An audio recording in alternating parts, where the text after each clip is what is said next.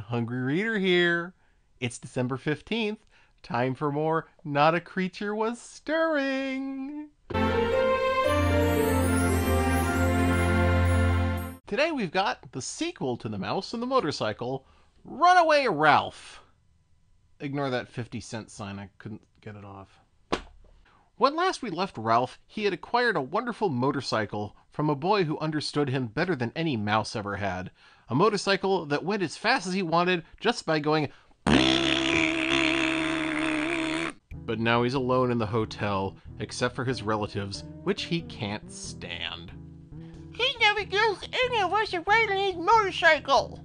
Now, Ralph, it wouldn't hurt you to give the little mice a ride once in a while. You can push your young relatives up and down the hall. Push them? Squeaked Ralph in horror. Push little mice up and down the hall? On his beautiful motorcycle with its plastic seat and its pair of shining chromium mufflers?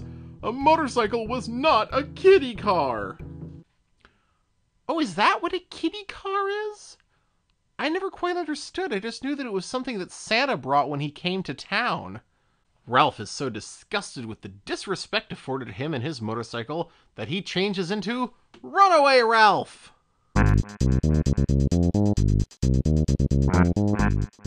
He leaves the hotel and coasts all the way down the mountain to the one thing that he knows is down there, a summer camp for kids, and hopefully a peanut butter sandwich, which he always has cravings for.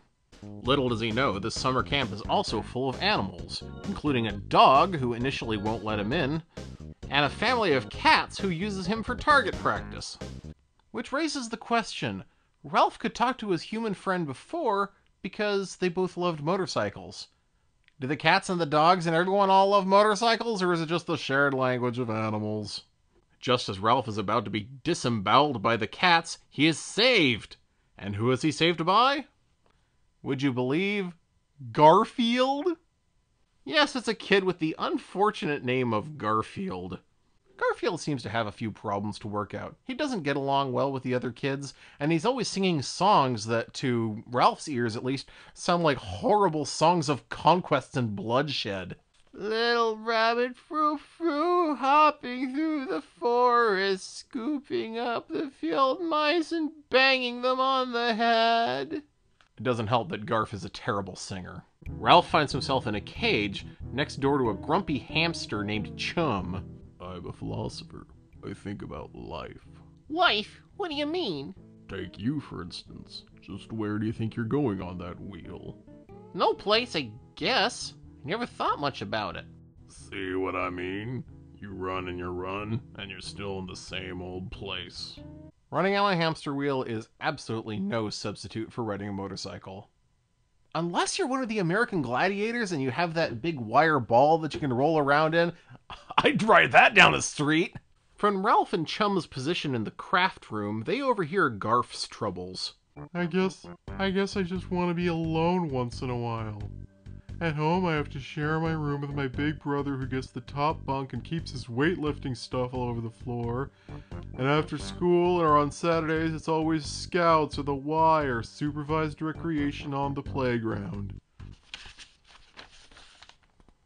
1970.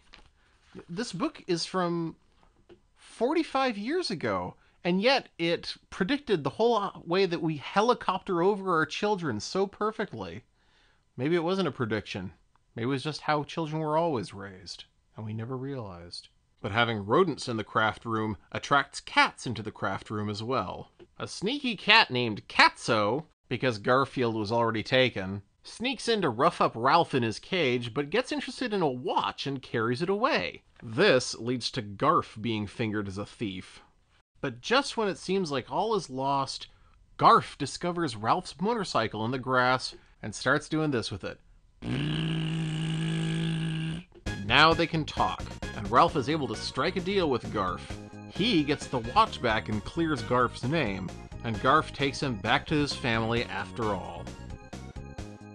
Something that surprised me about this book was how little the motorcycle figures into it. Ralph loses it very early on and spends most of the book trying to get it back, and after he rides it from the hotel to the camp, he never rides it again in the book. It's too bad he didn't acquire a plane in this book. It could have been called Runaway, Ralph.